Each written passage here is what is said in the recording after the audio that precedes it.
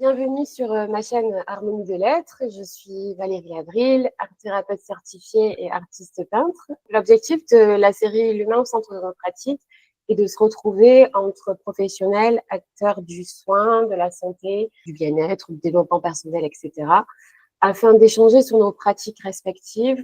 Comme le dit le proverbe africain, tout seul on va plus vite, ensemble on va plus loin. C'est aussi pour mettre en valeur ces métiers, donc je trouve cela intéressant de découvrir un métier à travers le témoignage d'un professionnel qui l'exerce et qui en maîtrise les réalités du terrain. Donc cela dit, rien ne vaut l'expérience, nous sommes d'accord.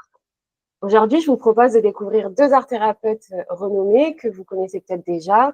Donc Alice Albertini, la fondatrice du sommet de l'art-thérapie, et Rémi Rossi, fondateur de la chaîne YouTube Art et Thérapie, qui sont des personnes pour lesquelles j'ai beaucoup d'admiration, du respect et avec qui je collabore pour le sommet 2025.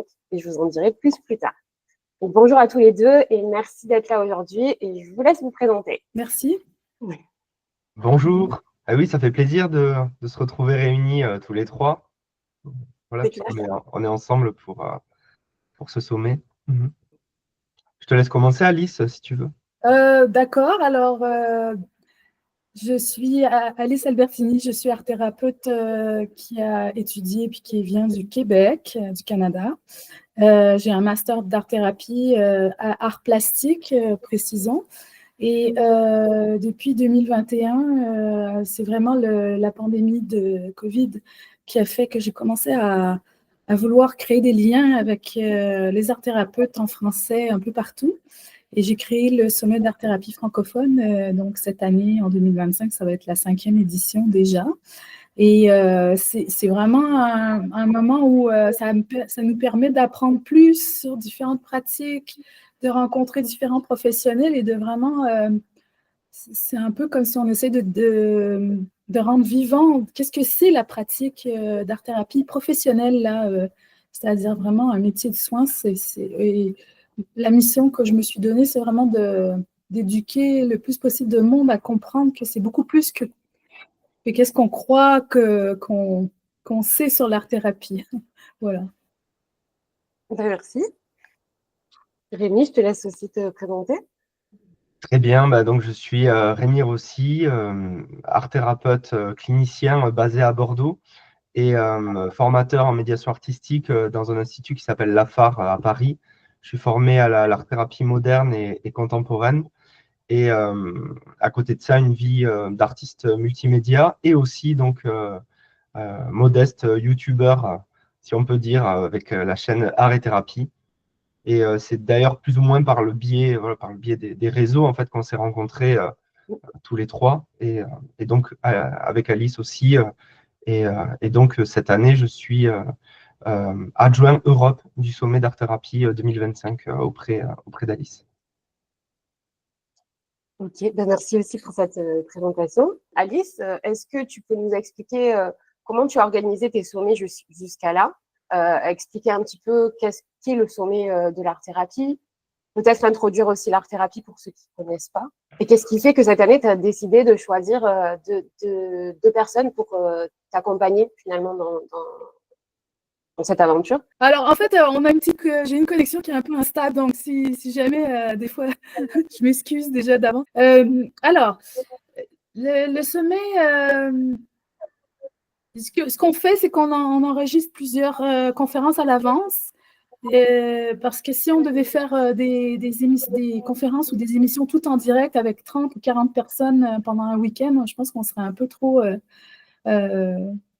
fatigué. Donc, l'idée, c'est qu'on enregistre à l'avance. Alors, c'est pour ça que Rémi m'appuie pour enregistrer une partie des conférences et interviewer les conférenciers et puis les accueillir. On enregistre à l'avance. Et puis, pendant le sommet, les dates sont du 25 au 28 avril, il y aura aussi des ateliers en direct dont le public qui s'inscrit au sommet peut suivre en direct et aussi des panels où ils peuvent poser les questions en direct aux conférenciers. Mais il y a toujours comme quatre conférences qui sont disponibles par jour. Donc, c'est un peu comme ça, on s'y prend un peu d'avance une partie du sommet, puis il y a une partie du sommet qui a vraiment lieu en direct, en contact avec les gens qui sont inscrits par le biais de nos réseaux, de nos vidéoconférences, grâce à Internet. C'est ça qui réunit les gens de plusieurs pays. Et la raison pour laquelle, en fait, les 3 premières années, j'ai travaillé pas mal toute seule, donc c'est énormément de travail. Et puis, avec les années, je me suis dit, bon, ça semble être quelque chose que les gens veulent continuer à voir chaque année, mais j'ai besoin d'avoir des appuis. Et aussi, j'aime bien avoir des idées d'autres personnes parce que j'organise le sommet, j'invite certaines personnes de ce que je vois, mais c'est vraiment super d'avoir aussi les perspectives, les points de vue d'autres personnes aussi. Voilà. Ok. On va un petit peu juste introduire l'art-thérapie pour ceux qui ne connaissent pas. Et l'art-thérapie, c'est une méthode de soins qui permet de s'exprimer autrement que par la parole. Et donc, on va utiliser des outils artistiques pour s'exprimer. Après, il y a effectivement plusieurs courants d'art-thérapie. Donc, comme disait Rémi, il y a l'art-thérapie contemporaine, l'art-thérapie moderne et plein d'autres, en fait. Et donc, il y a quelques nuances entre les formes d'art-thérapie. Mais voilà, l'idée, c'est vraiment d'utiliser finalement l'art pour libérer la parole, en fait, et de mettre l'inconscient au conscient. Merci pour cette définition. Merci. Moi, j'ai envie de rajouter une chose là-dessus, c'est que oui, c'est un processus artistique où la personne crée, mais la présence d'un art-thérapeute est cruciale. C'est-à-dire que pour moi, il n'y a pas d'art-thérapie s'il n'y a pas un art-thérapeute à côté de la personne qui crée. Donc, c'est pas vraiment un auto-soin qu'on fait soi-même chez soi à colorier, là. Même si un hobby créatif peut vraiment avoir des effets bienfaisants, les gens continuent, ils disent « je peins, ça me fait du bien, ça me calme », c'est vrai. Mais pour avoir thérapie, il est nécessaire d'avoir une relation avec un professionnel qui est un témoin bienveillant de notre cheminement. Il nous accompagne. Et ça, c'est essentiel, hein, c'est-à-dire que sans ça, et la personne doit avoir une bonne formation aussi, évidemment. Oui. Est-ce que tu as envie de rajouter quelque chose, Rémi? Non, je suis tout à fait d'accord. En fait, les définitions, on voit bien qu'elles peuvent évoluer. Tu parlais de méthode au tout début, et il y en a qui ne sont pas d'accord avec le terme méthode, ils vont dire approche, d'autres ils vont dire discipline. En tout cas, le point commun, c'est sûr, et qui fait qu'on passe du sanitaire au thérapeutique, c'est vraiment la relation. Ça, c'est évident. C'est-à-dire que pratiquer de l'art, ça a un impact sanitaire, ça nous fait du bien. Je réfère d'ailleurs au dernier plaidoyer pour l'art-thérapie d'Alice, qui recense beaucoup d'études. Il y a plus de 3000 études de nos jours validées par l'OMS, voilà, qui confirment les effets de l'art sur la santé. Mais pour être thérapeutique, c'est-à-dire pour envisager cette approche artistique et qu'elle puisse vraiment répondre à des objectifs thérapeutiques, ça se fait avec un professionnel. Et c'est la relation qui est thérapeutique. C'est ça. Donc, c'est vrai que c'est une précision à donner parce que ça évite peut-être des confusions et peut-être aussi d'acheter inutilement des livres d'auto-art-thérapie. Oui, c'est clair. Et ce que je voulais rajouter aussi par rapport à ça, c'est que donc c'est bien la relation qui soigne aussi. Enfin, comme soigne, c'est un grand mot parce qu'au final, c'est le lien en fait qui va se créer au fur et à mesure des séances, qui va faire en sorte que la personne va cheminer aussi petit à petit. Et on a tendance à dire que, comme tu disais, Alice, que l'art soigne, mais c'est faux. C'est effectivement la relation qui va aider à ça. Enfin, pardon, désolé, comme c'est passionnant, on est au cœur de la définition un peu du truc. Pour moi, c'est encore une histoire sémantique, tu vois, pour rebondir sur ce que tu dis, est-ce que l'art soigne ou pas? Je ne sais pas si le terme soigner est adéquat, mais l'art fait beaucoup de bien, en tout cas, ça c'est évident, quoi. C'est vrai, et il faut pas non plus dire que tout se passe dans une séance d'art-thérapie et rien à côté. Simplement qu'il y a vraiment une nuance en termes de profondeur d'action et de précision aussi. Parce qu'en art-thérapie, l'idée, c'est que même s'il y a plein de champs qu'on peut exploiter, l'idée, c'est quand même qu'il y ait des objectifs thérapeutiques pour vraiment aider une personne et pas juste lui dire on va créer, c'est chouette. L'idée, c'est d'aller pouvoir explorer un petit peu plus, quoi. Voilà, je tenais à cette nuance qui me paraît essentielle, voilà, dans la définition. Je pense à un de nos invités avec qui on a vraiment l'honneur de recevoir, c'est Pierre Lemarquis, qui est neurologue, et puis il a un livre qui s'appelle L'art qui guérit. Et il ne semble pas avoir de problème à utiliser les mots qu'il a envie d'utiliser pour parler de…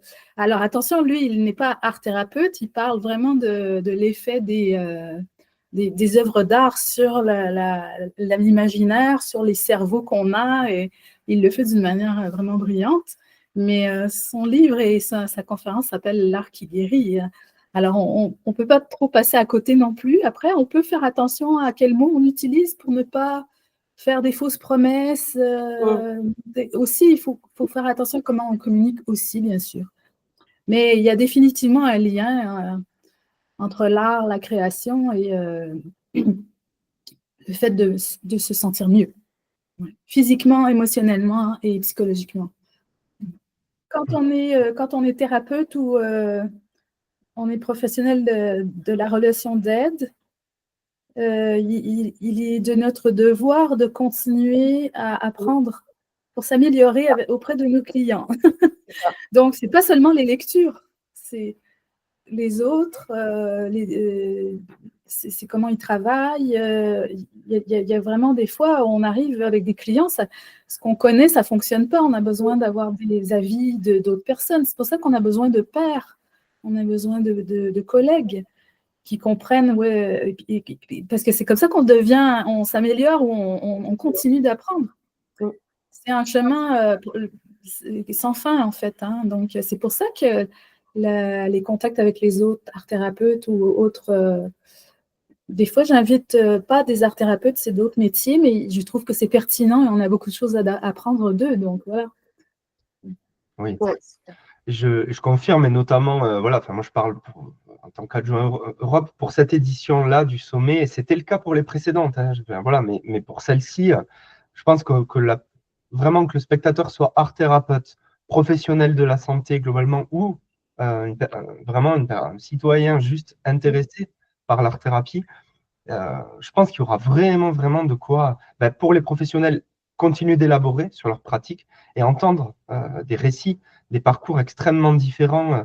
Il y a des vignettes cliniques où on comprend comment se passe une séance. Il y a du vécu des thérapeutes eux-mêmes sur leur expérience, parfois très difficile, et que l'art a pu permettre de contourner ou de dépasser. Mais aussi, voilà, pour les personnes qui ne connaissent pas, qui connaissent pas du tout l'art thérapie, plein d'infos sur ce qu'est l'art concrètement aussi, comment on peut envisager la créativité, comment on peut envisager d'être suivi de manière art thérapeutique, de plein de manières différentes. Là, on envisage l'art thérapie sous l'angle du trauma, beaucoup, on y reviendra tout à l'heure, du psychotrauma, mais aussi l'art thérapie sociale, par exemple. Donc, il y a notamment une art thérapeute donc canadienne qui a mis en place un projet d'art thérapie fabuleux dont elle parle pendant plus d'une heure, où elle explique comment elle a pu aider les personnes pendant la période de la pandémie à traverser toutes leurs pertes, tous les deuils que ça a pu représenter. Un projet collaboratif vraiment magnifique. Je donne cet exemple-là, mais voilà, si vous êtes intéressé par l'art thérapie, que vous l'exerciez ou que c'est quelque chose qui vous parle, et c'est pour ça que vous êtes ici et que vous nous écoutez, vraiment, venez à ce sommet, quoi. C'est vraiment donné à fond depuis plusieurs mois, et je pense que ça va vraiment être un super moment. Le sommet d'art thérapie, c'est des conférences enregistrées, mais c'est aussi des ateliers et des panels et des lives, en fait. Donc, on aura peut-être l'occasion de revenir dessus, mais l'idée, c'est aussi un espace d'échange, en fait. Donc, vraiment, pour moi, il n'y a pas photo, il faut vraiment y faire un tour, sinon, voilà, sinon c'est que ça ne vous intéresse pas vraiment, quoi. Je confirme tout ce que tu dis, et personnellement, je trouve que aussi en tant qu'art thérapeute, le fait de pouvoir avoir d'autres visions, l'art thérapie, ça élargit aussi nous notre propre pratique. Ça ouvre des portes sur la créativité, en fait, de comment on peut mener une séance. Voilà, ça, on n'y avait pas pensé. Du coup, le voir en ligne, c'est trop cool.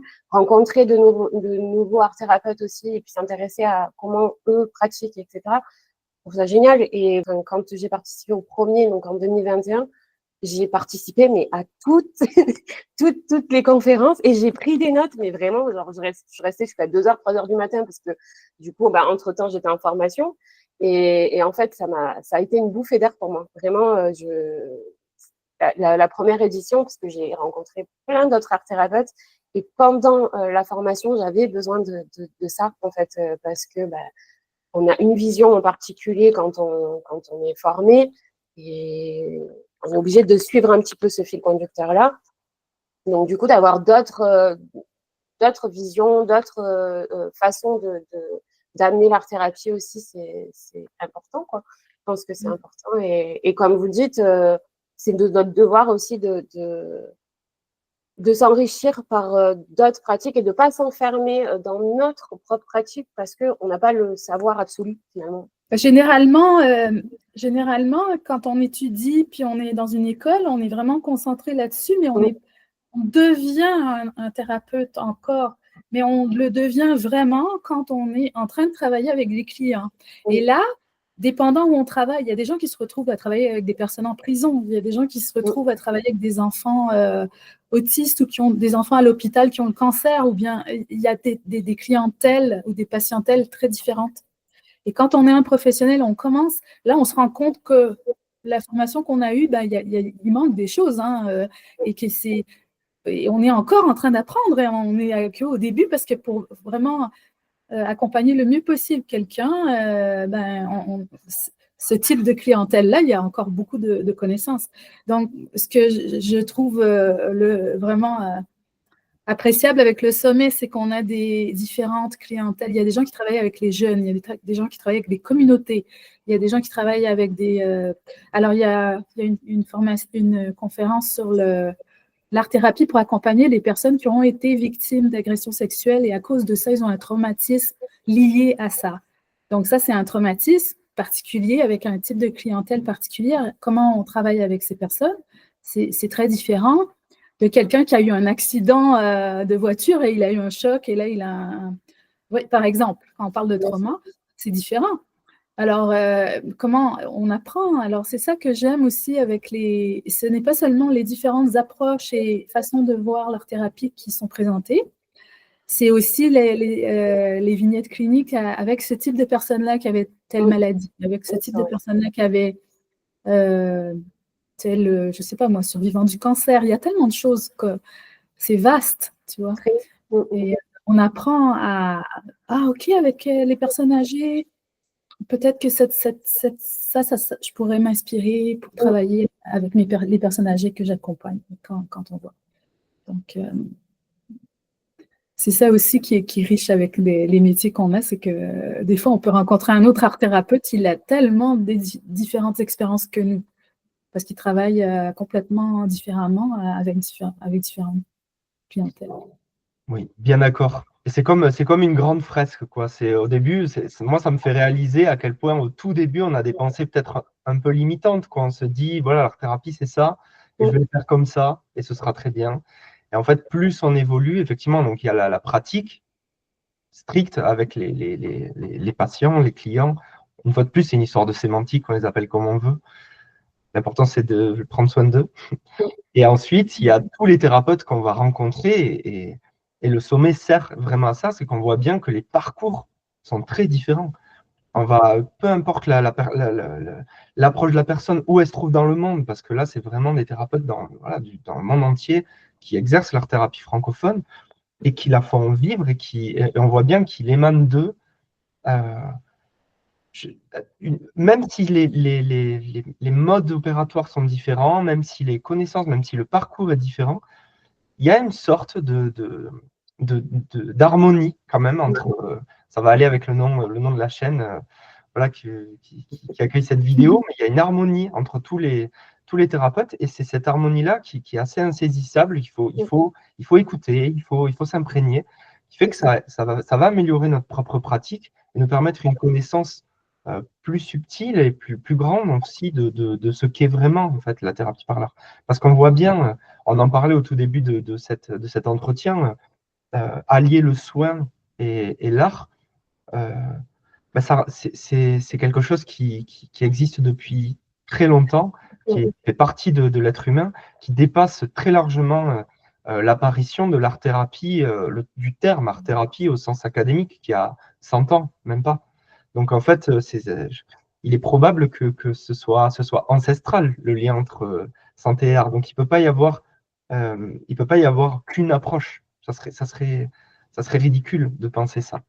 Donc le but, la quête, c'est de savoir à quel point c'est vaste et à quel point des personnes l'ont exploré et avoir cette curiosité, cette capacité d'émerveillement à vouloir découvrir ces approches. Et tout ça pour dire que c'est un travail ce travail de recherche et d'écoute, il est à la fois très agréable et à la fois il rend très humble en fait, en se disant, ok, peut-être que je ne sais pas tout, justement, peut-être qu'il faut continuer d'apprendre. Oui, on dit je sais que je ne sais rien. C'est ça. Exactement. On a beau en parler, tant qu'on ne le vit pas, j'ai l'impression qu'il y a quand même. Ça reste quand même très vague, finalement, de ce que c'est. Et vraiment, ce que j'aime dans ce métier-là, c'est que c'est hyper vaste, comme vous avez dit, l'un et l'autre, c'est très vaste, c'est très riche, dans le sens où on peut être amené à bosser peut-être dans une clinique, dans un EHPAD, ça va pas du tout être la même façon d'aborder le métier. On peut être en libéral aussi, on aborde encore une façon différente de travailler. Et c'est aussi avec, j'aime pas trop parler de public, mais en tout cas, les personnes qui ont des difficultés, selon la maladie ou les difficultés qu'elle rencontre, ça va être aussi une autre façon de faire, en fait. Et c'est ça que j'adore. Moi, je dis souvent que l'art-thérapie, c'est un métier de seconde vie. Alors, c'est de moins en moins vrai, parce que maintenant, il y a beaucoup de jeunes qui veulent être thérapeutes. On a une conférencière, d'ailleurs, cette année, pour qui ça a été instantané, quoi. Enfin, à partir du moment où elle est rentrée dans sa vie d'adulte, elle a dit, je veux être art-thérapeute. C'est peut-être aussi le fruit du travail des art-thérapeutes à avoir permis à la profession de gagner en légitimité. Mais il y a cette idée, quand même, globalement, d'un retour peut-être à des questions essentielles, à une quête existentielle, et on finit par trouver cette passerelle entre l'art et le soin, souvent liée à une pratique artistique avancée, puis à un besoin quand même d'une relation d'aide qui peut se manifester de plein de façons différentes. Et je rebondis sur ce que tu dis parce que c'était Jeanne, finalement, dont tu parles, parce que vous avez fait aussi une visio, enfin un podcast aussi ensemble. Son compte, c'est Happy Creativity sur Instagram. Et puis, oui, elle a harnaché les réseaux sociaux. Elle a comme le talent de développer sur Instagram et tout ça, et d'en parler, de vulgariser. Puis elle a beaucoup de dynamisme, et ça me fait sourire parce qu'il y a quelques années, on a eu une art-thérapeute qui est une pionnière, 95 ans, la dame. Et donc là, on a quelqu'un qui est beaucoup plus jeune. Donc on a pas mal tous les âges. Donc c'est sûr que ça aussi, ça montre encore une diversité d'approches et de façons de l'aborder et de la présenter, quoi. Elle a créé aussi le gang des thérapeutes. Elle en parlera. Donc oui, elle en parle durant le sommet. C'est pour les gens qui... sa présentation, ça s'appelle Comment mieux vivre de son activité d'art-thérapeute. Oui. Donc, c'est vraiment très concret. Oui. Pour comment on travaille une fois qu'on est diplômé, et puis si on veut travailler, comment on arrive à en vivre. Parce que étudier, c'est une chose. Ensuite, le défi vient aussi du fait d'en vivre. C'est ça. Mais je trouve que malgré son jeune âge, finalement, elle a énormément de maturité aussi, et je la trouve très simple aussi, et c'est ce que j'apprécie chez elle. Et vous, qu'est-ce qui fait que vous en êtes venu à l'art-thérapie? Est-ce que je peux me mettre sur mon canapé en passant en mode psychanalyse? Ça te va? Vas-y. Non, je rigole. Je vais essayer de résumer le mieux possible. Tu veux commencer, Alice? Vas-y, je te suis après. Il y a, on va dire, pour faire très simple, un rapport à l'art et à la création surtout, et à la créativité de manière plus générale depuis tout petit. vraiment depuis 2 ans, vraiment le marqueur dans la main à faire des cercles, et puis après des horloges, et puis après des bonhommes, et puis après des dinosaures. Donc, et puis ça a pris des formes très, très, très euh, atrophiées depuis, euh, dans plein de dimensions différentes. Et un rapport à la santé aussi, hein, parce que la relation d'aide, ça m'a toujours plu, cette rencontre avec l'autre. Et en fait, un jour, j'ai rencontré une art-thérapeute et ça a été la passerelle entre deux domaines que je croyais jusque-là connectés, mais de manière indirecte, quoi. Quand j'ai vu qu'il y avait un métier qui permettait les deux. Donc moi, je viens des beaux-arts à la base, hein, je ne viens pas de la santé. Et je me suis formé après, voilà, ben, notamment à l'école de psychologie appliquée Profac, comme toi, Valérie, pour acquérir ce qu'il fallait aussi en termes de rapport à l'autre, quoi, pour pouvoir être capable d'avoir un peu quand même de compréhension et de clinique. Et voilà, art-thérapie depuis quelques années maintenant. Ça fait combien de temps que tu pratiques? Depuis 2019, je crois. Ah oui. Ok. Merci. Alice. Oui, alors moi, bon, si on remonte quand j'étais plus jeune, la créativité était quelque chose pour moi qui était important et qui pour moi était très nécessaire à ma vie pour me sentir que ma vie avait un sens, hein. Donc mon premier métier, c'était monteur vidéo. J'ai travaillé en télévision, cinéma et tout ça. J'ai même fait un cours de scénarisation de films. D'ailleurs, mais ça, j'ai jamais réussi à vivre de ça. Par contre, là, c'était pas très rentable, disons. C'était juste du bénévolat. Mais j'ai beaucoup d'imagination et pour moi, c'était important de créer tout ça. Et à un moment donné, j'ai dû aller voir un psy parce que j'étais malheureuse, j'étais pas satisfaite de ma vie, ça allait mal. En tant que jeune adulte, la vingtaine, la trentaine et même jusqu'à presque 40 ans, ça allait pas, c'était pas facile d'être épanoui, d'être satisfait, d'être au moins de dire bon bah la vie elle est pas toujours géniale, mais quand même j'aimerais bien avoir un sentiment un peu plus de sens. Et en fait, bah, je suis allée, ça m'a pris un peu de temps parce que mes premières années, je voulais tout faire par moi-même, genre j'étais très autonome, j'ai dit mais non, j'ai pas besoin. Puis à un moment donné, j'ai dit bon là, je pense que j'ai besoin d'aide.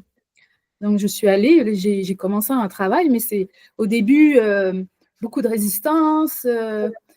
J'avais pas envie d'aller voir un psychologue, de faire les approches psychologiques de cognitivo-comportementales, parce que le problème, c'était justement mon mental qui était très, très, très rigide.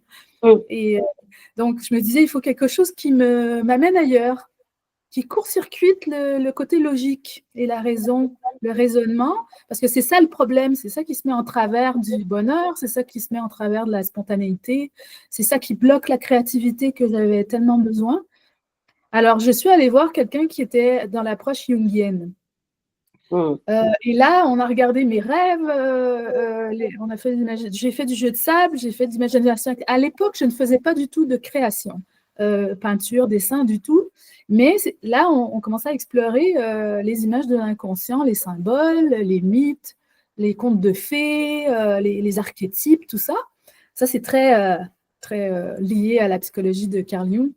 Et en fait, petit à petit, ça a commencé à prendre du sens et ça a pris comme quelques années quand même. J'ai aussi après fait un groupe où pendant 4 ans, on a regardé nos rêves.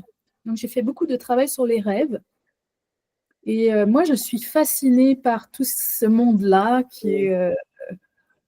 c'est vraiment un monde c'est un peu comme... je m'appelle Alice, peut-être c'est comme l'archétype de Alice au pays des merveilles. Elle trouve ça intéressant d'aller rencontrer des personnages étranges dans la fantaisie. Ça peut ne pas avoir l'air de sens, mais il y a un sens psychique très profond. Il y a quelque chose qui se remet en place et ça court-circuite le mental. Alors, après des années, je me suis dit, ben là, j'ai envie de changer de métier. Et là, je me suis dit, qu'est-ce qui serait un métier qui inclut le fait que les images à l'intérieur de la psyché soient quand même des guides pour aller vers un mieux-être personnel et que la vie concrète qu'on vit on se sente mieux dans sa peau, puis un peu plus satisfait. J'aime pas utiliser le mot bonheur, ça m'énerve un peu. Moi, j'aime bien le mot, je suis bien dans mes baskets, j'ai des moments de joie et même des moments moins faciles, mais quand même, en termes généraux, ça va, quoi.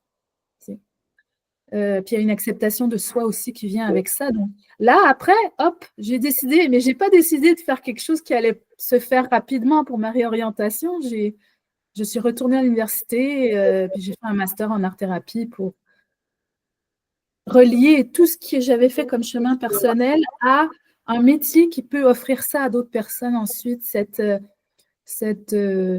façon de travailler, en fait. Et évidemment, les arts, c'est naturel, mais c'est même mieux, je trouve, parce que du travail sur les rêves, parce qu'on fait quelque chose de concret.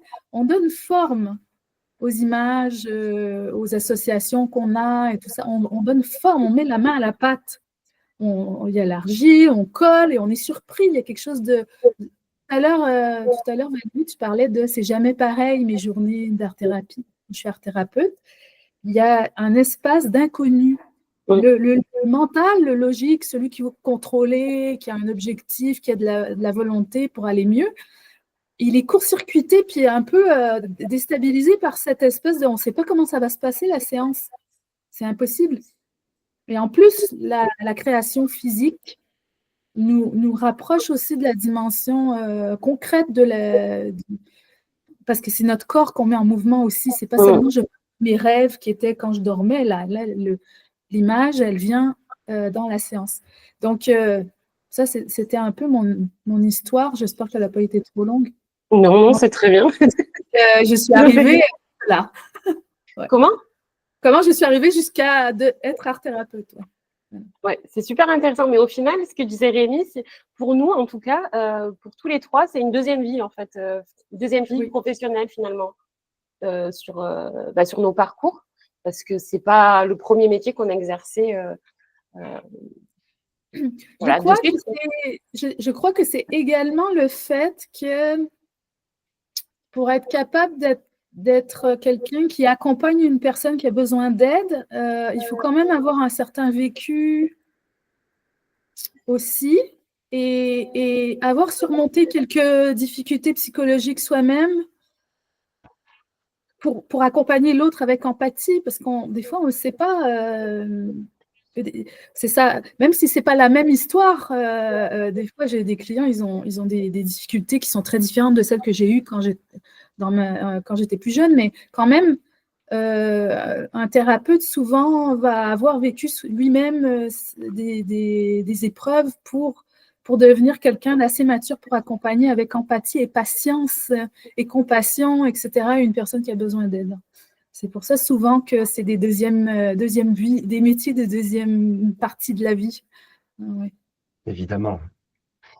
Moi, personnellement, à 20 ans, j'aurais été incapable de prendre en charge qui que ce soit. Je n'arrivais même pas à me prendre en charge moi. Donc, il a fallu d'abord beaucoup de travail pour oui, c'est sûr, travail sur soi. Et ça passe, comme le dit très bien Alice, par… c'est une sorte de voyage initiatique, quoi. On peut appeler ça comme on veut, avec des épreuves, des échecs. On tombe, on se relève, on tombe, on se relève. Et un jour, on se dit là où je suis, même si je tombe, c'est bon, je suis sur mes appuis et je suis capable d'aider la personne qui tombe. C'est ça. Mais c'est cette confiance, elle ne se décrète pas, elle se sécrète. Vous voyez ce que je veux dire? Ouais. C'est quelque chose, au bout d'un moment, on le sait, quand on se sent suffisamment confiance pour le faire. Mais le dire, on peut faire des affirmations positives pendant 3 jours d'affilée. On sera pas pour autant, on ne sera pas plus capable, en fait, d'après moi. Et c'est très drôle, alors, en parlant de chemin initiatique, c'est vrai que Alice, maintenant, je fais le lien avec ton prénom et on en avait un tout petit peu parlé, je me souviens, pour la conférence, mais tout l'inconscient collectif lié à Alice au pays des merveilles, et à cette quête initiatique onirique en plus. Dans ta conférence, on aborde Jung, la part d'ombre, et donc l'importance aussi de l'inconscient, du rêve. Donc, parce qu'Alice donne une conférence aussi pour ce sommet d'art-thérapie basée sur un grand travail de recherche sur Carl Gustav Jung, donc, que vous connaissez peut-être si vous vous intéressez un peu à la psychologie, à la psychanalyse. Et j'ai vraiment hâte qu'elle puisse être publiée parce qu'à mon avis, ça va parler à beaucoup de monde.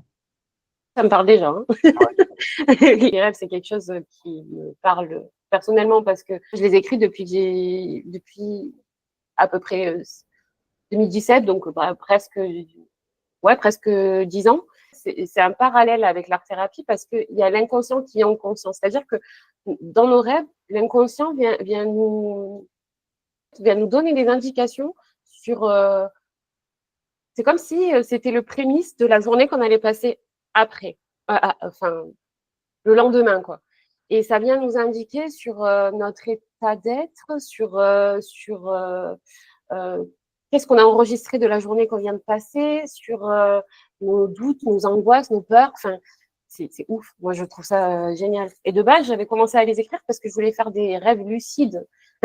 Mais, donc, pour ceux qui ne savent pas ce que c'est, un rêve lucide, c'est quand on arrive complètement à contrôler son rêve. Ça m'a pas du tout... Enfin, je suis partie complètement sur autre chose et en fait, ça me permet de mieux me comprendre finalement. Je sais pas, enfin voilà. Donc je trouve ça génial. Et il y a aussi une forme d'art-thérapie. Je crois que c'est Johanne Hamel qui travaille avec dans ce domaine-là en tout cas.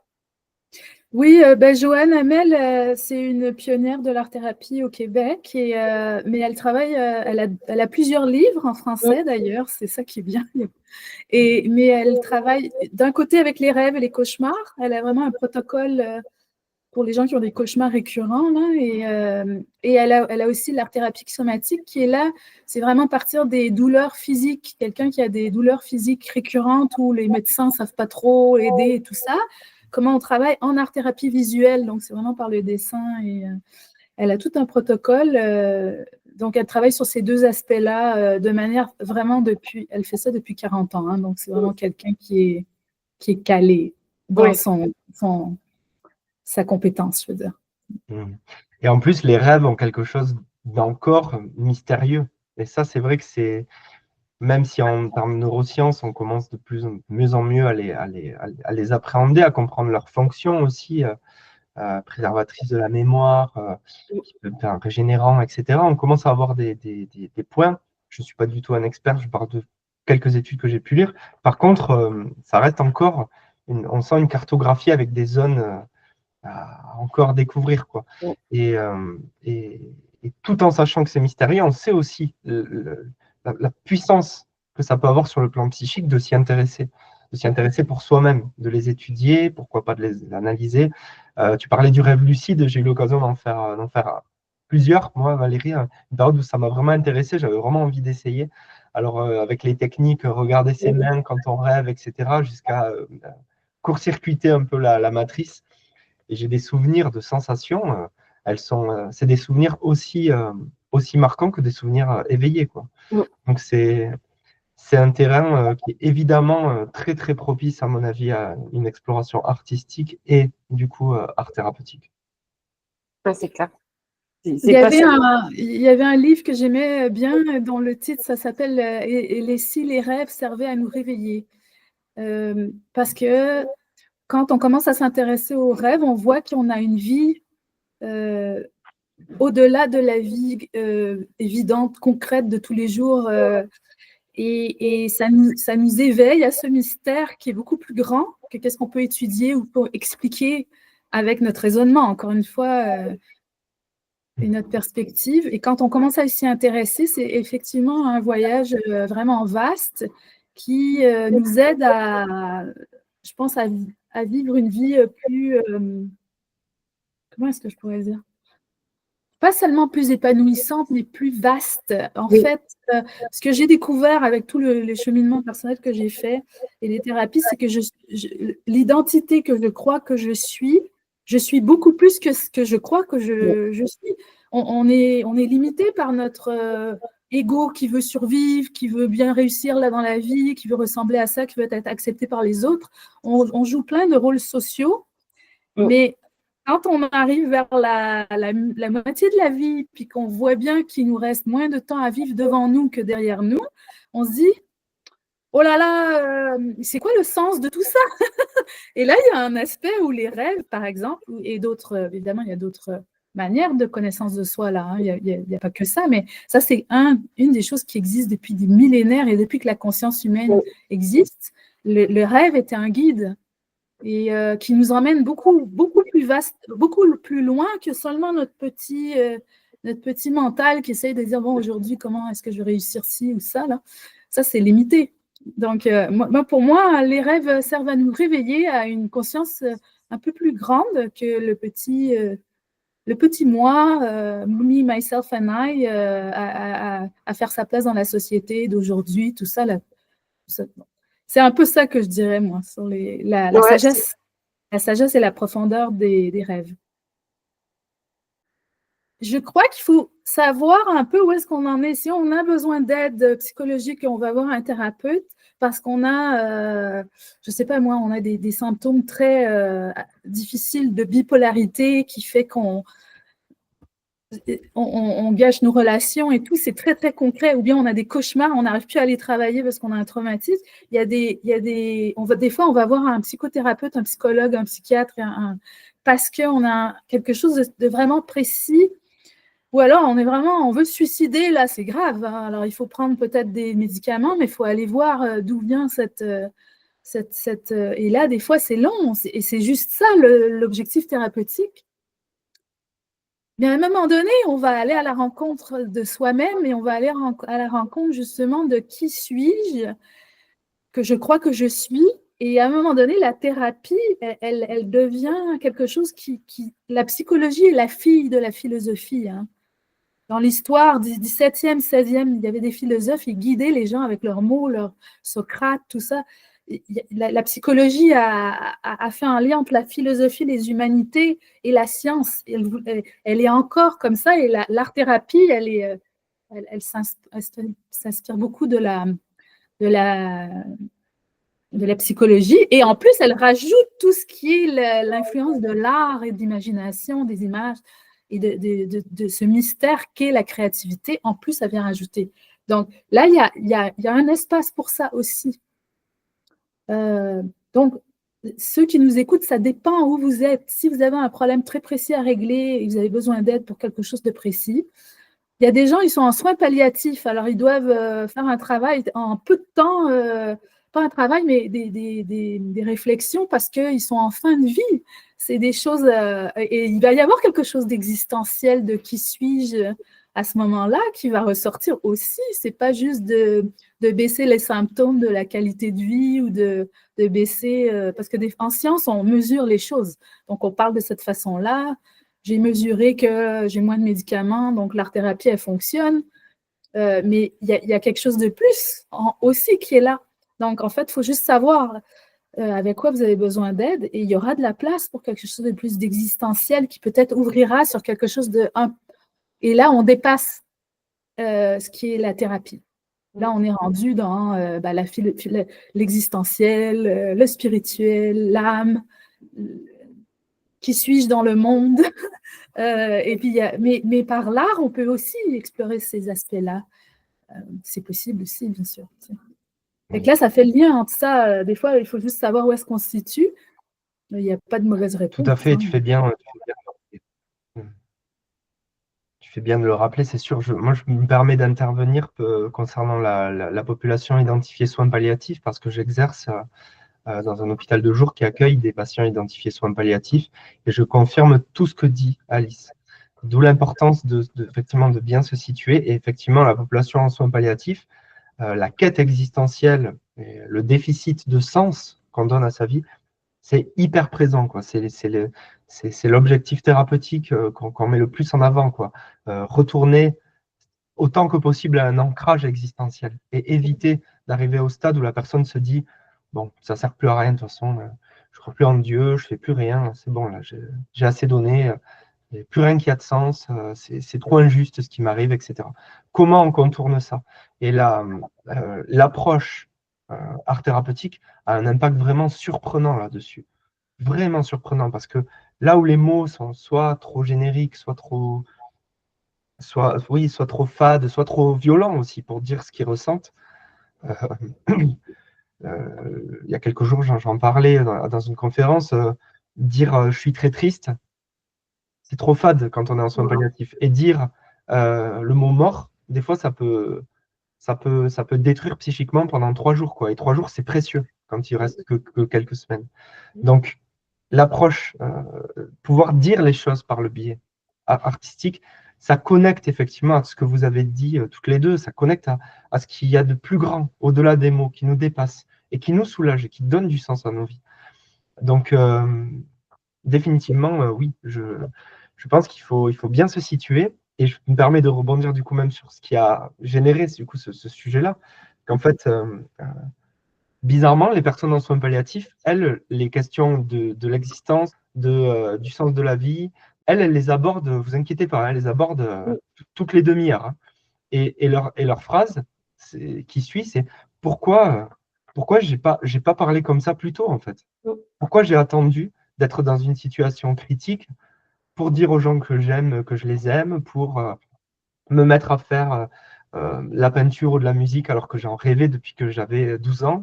Et donc, nous, on est à cette position de pivot un peu en tant que thérapeute. Et c'est pas juste pour revenir toujours à l'art thérapie, mais bon, on est quand même là pour parler de ça. C'est quand même le sujet principal. Voilà, c'est être là pour permettre, par notre créativité, leur permettre d'explorer tout ça. Peut-être de dire aux personnes qu'ils aiment, même ceux qui n'arrivent pas à le dire, à travers une production, par exemple. Mais tout ça pour dire, oui, osez vous poser ces questions. Comme disait Alice, situez-vous dans votre cheminement personnel, où vous en êtes de ces questions-là, dans le but, parce que c'est notre but de continuer d'évoluer, de grandir et d'être en harmonie avec un monde qu'on découvre chaque jour un peu plus grand. C'est vraiment une clé, je trouve, vraiment une des clés fondamentales du bonheur, quoi. Si on peut, voilà, moi, je m'improvise sage philosophe. C'est peut-être la représentation du Bouddha qui est derrière toi, Eric, qui m'inspire ça, mais C'est un petit yogi, hein, c'est pas un Bouddha. ah, avec une crête quand même de punk. okay. Une crête de punk, hein, c'est bien. Mais pour le sommet d'art-thérapie, je rappelle aussi, Rémi, il donne une conférence sur la créativité et puis il va parler d'une vignette clinique avec quelqu'un avec qui il a travaillé en soins palliatifs. Donc, je vous invite à vous inscrire au sommet d'art-thérapie pour entendre ça. Inscrivez-vous, vraiment. C'est gratuit en plus. C'est clair. Sur les premiers jours, vous pouvez y accéder complètement gratuitement, donc ça vaut vraiment le coup. Et puis moi, je rajoute, parce que du coup, je n'ai pas dit quel était mon rôle finalement dans cette équipe-là. C'est que moi, je suis en background, en back-office plutôt. Je suis en back-office et du coup, je gère finalement la partie réponse aux mails, voilà, rédiger des attestations, des factures, finalement, et tout ce qui est communication digitale. Et en fait, je trouve ça hyper enrichissant de bosser avec toi, Alice. Et merci, vraiment. Je suis contente de bosser avec tous les trois. Qu'on bosse tous les trois, pardon. J'ai pas eu l'occasion vraiment qu'on se voit finalement, Rémi, mais je suis contente que tu aussi, tu participes finalement à animer ces conférences-là. Et c'est vrai qu'Alice déborde d'imagination et d'idées. Et donc, c'est encore plus nourrissant et ça permet aussi, moi, d'étoffer ma pratique à côté. Et donc, merci pour ça. Merci pour ça. Et ben moi, j'ai besoin que quelqu'un réponde au courriel parce qu'avant, je faisais tout, puis c'est beaucoup. Là, je cumulais 5 chapeaux ou 5 ou 10 chapeaux. Et puis, bon, je sais pas, moi, il me semble qu'à un moment donné, il faut faire bon. Je pense que je pourrais déléguer quelques tâches quand même. Oui, c'est... Merci de me décharger de tout ça. D'être le point de conversation aussi avec tous les gens qui nous suivent, qui ont des questions, qui ont besoin d'être orientés, d'avoir réponse à leurs questions par email. C'est important aussi qu'on leur réponde si quelqu'un nous écrit, même si des fois, il y en a beaucoup. Oui, mais en fait, moi, ce que j'aime bien aussi, c'est qu'on garde finalement, parce que c'est le premier poste d'assistante administrative où je m'épanouis pleinement parce que du coup, c'est en lien avec ma pratique et c'est des personnes qui sont intéressées par l'art-thérapie. Donc en fait, l'échange, il est super. Ça m'a touchée en fait que il y ait aussi des art-thérapeutes dans des pays qui sont en guerre et qui essaient justement de mettre en place finalement des temps pour les personnes qui étaient traumatisées finalement par tout ce qui se passait en fait. Et du coup, j'étais hyper touchée de pouvoir discuter avec elles. Et voilà, c'est un des aspects du taf que j'adore. J'aurais une petite dernière question sur quel est finalement votre leitmotiv au quotidien pour avancer malgré les embûches que vous pouvez traverser dans votre métier d'art-thérapeute? J'ai l'impression d'avoir beaucoup pris la parole en premier. Alice, tu peux si tu veux, sinon Mais j'ai pas rien qui me vient là. Est-ce que j'ai un slogan? Un slogan d'encouragement? Non, le leitmotiv, en fait, c'est quelque chose qui te motive. C'est pas forcément un slogan, mais ouais, quelque chose qui te permet de continuer à avancer, même si il y a des jours où tu traverses un peu du découragement ou des doutes, ou je sais pas, de l'anxiété. Peut-être. Ben non, en fait, quand on dépasse 50 ans, il n'y a plus ça. Il n'y a plus ça. Vous vieillissez un peu, puis vous allez être beaucoup plus philosophe avec les aléas imprévus de la vie, là. Tu sais que même quand je fais des erreurs, par exemple, je fais des erreurs, puis là, il y a quelqu'un qui m'écrit en disant « Ouais, je ne suis pas contente de ça. » Ça arrive des fois, ça peut arriver. Je suis un être humain imparfait. Je ne fais pas tout parfaitement. Des fois j'échappe, puis ben, je sais pas, je me dis, je m'excuse, puis après, je fais, c'est pas la fin du monde. Ça ne veut pas dire que je suis une personne horrible et que j'ai tout raté, quoi. Mais quand j'avais 30 ans ou 20 ans, oui, c'est ça que je me disais quand il y avait des choses qui n'allaient pas. Mais non, mais je sais pas si… Bon, peut-être que Rémi, tu pourrais y aller. Je vais réfléchir si j'ai quelque chose à dire là-dessus, mais je n'ai pas vraiment de leitmotiv pour me motiver. Il faut déjà que je me remette d'apprendre que tu as plus de 50 ans. Je ne savais pas du tout. Moi non plus. Mais pas du tout, c'est un truc de fou. Un truc de fou. Je pensais qu'on avait à peu près le même âge, quoi. Enfin, voilà, mais ok, bon. Ben, c'est à cause des filtres. C'est parce que dans les vidéoconférences, il y a des filtres. Ça lisse les rides. C'est pour ça qu'on ne sait pas quel âge j'ai. Mais quand vous allez me voir en vrai, vous allez faire « Oula !» D'accord. Oui, moi, je l'ai activé aussi. Effectivement, non, c'est pas vrai. En réalité, j'ai 12 ans. Moi, c'est un filtre pour me vieillir. Ah, t'es mineur, en fait. Oh là là. Je travaille dans les mines, principalement. Et l'Internet et puis l'intelligence artificielle, j'ai l'impression qu'on va avoir des grosses surprises. Le jour où on va se voir en vrai, on ne va pas te reconnaître. Tu sais, on croit qu'on connaît les gens, mais ce n'est pas du tout ça. Valérie et Alice, c'est vous. Mais il faudrait qu'on fasse quelque chose en présentiel pour voir c'est quoi. On se reconnaît.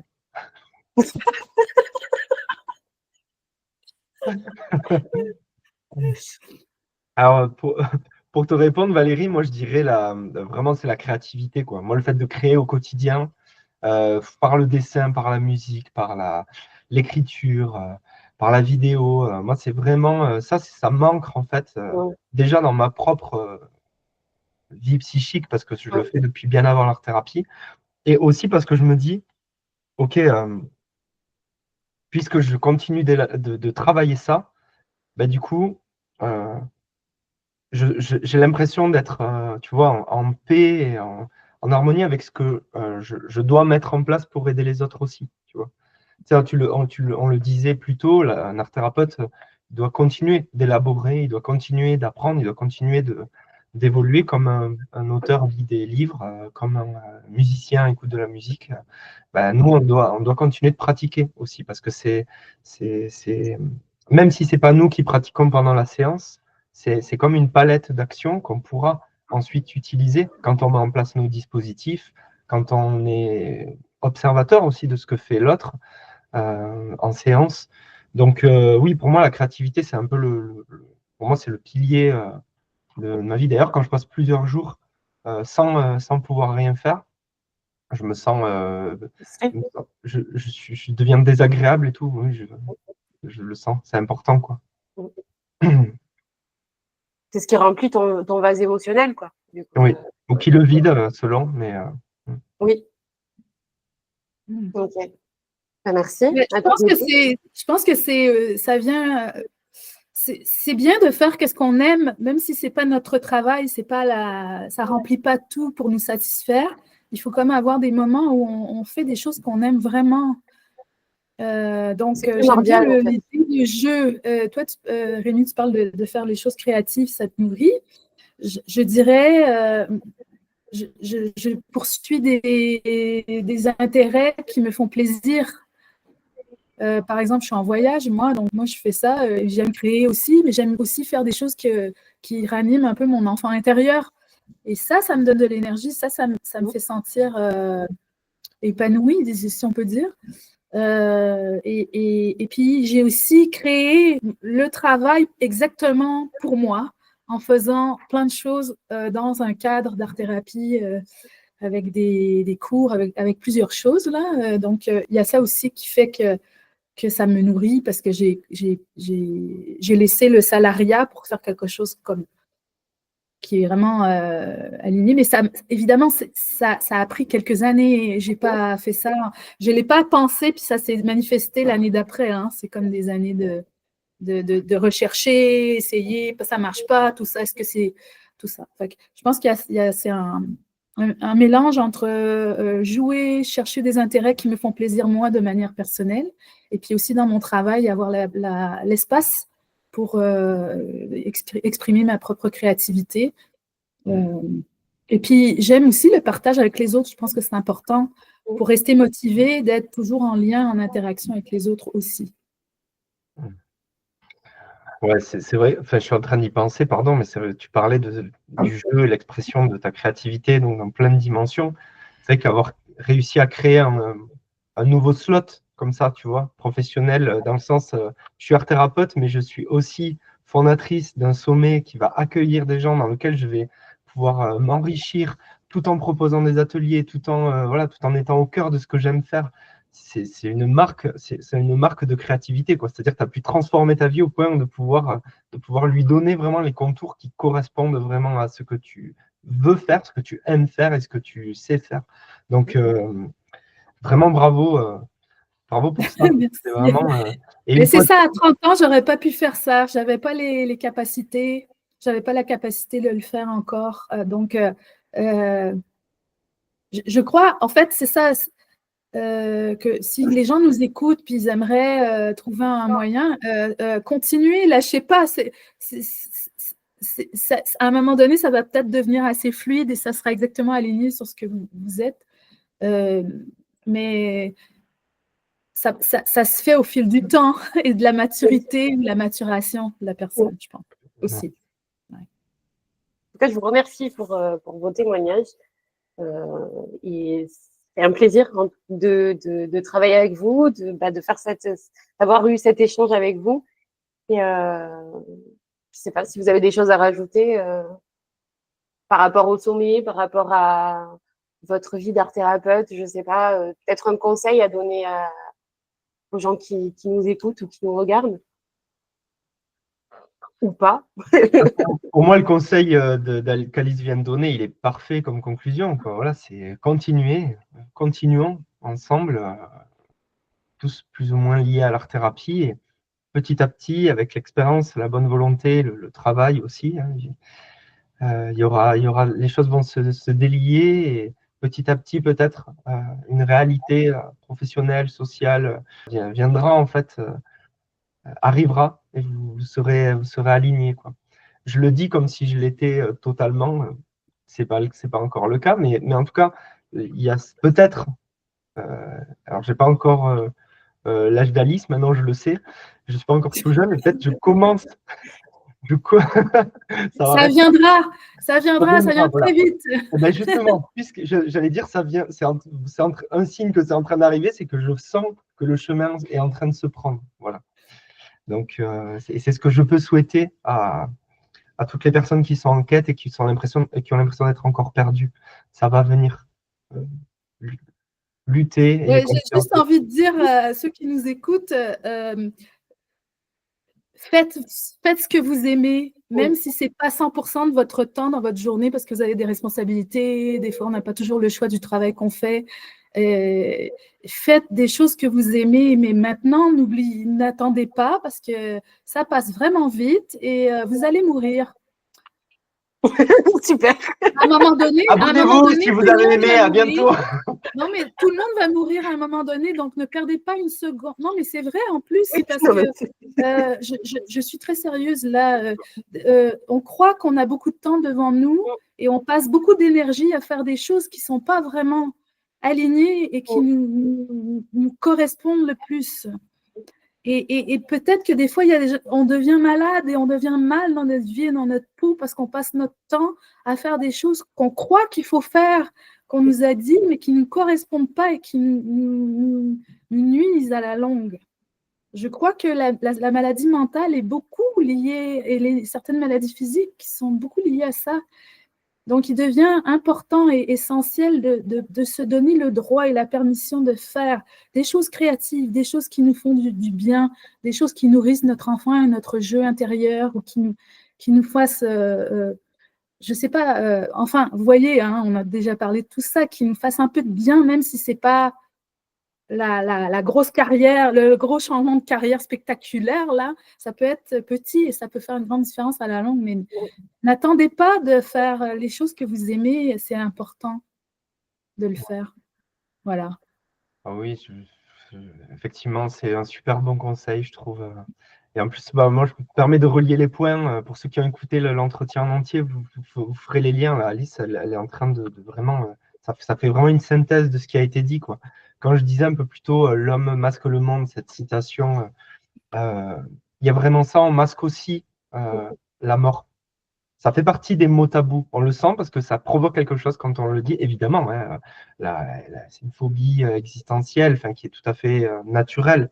Par contre, ne pas pouvoir en parler, c'est problématique. Et peut-être que la base, c'est peut-être se poser cette question. Et c'est vrai que finalement, Alice, elle aborde un sujet là qui est très sérieux, mais pour la bonne cause, hein, pour notre propre bien. C'est en fait, il y a, il y a cette, comment dire, il y a ce, c'est pas vraiment un proverbe, mais cette invitation un peu connue, un peu surannée, mais se dire si aujourd'hui était le dernier jour de ma vie, est-ce que je ferais ce que je suis en train de faire là? Et il faut tendre vers le oui à cette question. Donc ça veut dire chaque jour se réveiller en essayant d'être un peu plus en accord avec ce qu'on veut vraiment faire. Et voilà, je pense que c'est une bonne conclusion. Voilà. clairement. On va rester là-dessus. Et en Ben, tout cas, évidemment, Valérie, on pardon. vous invite à vous inscrire au sommet d'art-thérapie. C'est du 25 au 28 avril. Donc, on vous invite là, on a 16 conférences, 4 ateliers, 3 panels, une communauté. Alors, venez vous inscrire. Et des Ça serait bonus, plein de bonus aussi qui sont en train d'arriver petit à petit. Mais Oui, il y a des bonus, et ça, c'est pour le pack qui est prolongé, si vous avez envie d'investir avec nous. Donc, oui, il y a des cadeaux en plus dans le coffret. en tout cas, en termes d'art-thérapie, vraiment, je le disais avant d'y être, donc c'est pas de conflit d'intérêt, mais vraiment, si vous aimez l'art-thérapie, c'est un incontournable, quoi. Il faut vraiment y aller, essayer de voir le maximum de choses tant que c'est en ligne. C'est pas en ligne longtemps, donc foncez, quoi, vraiment.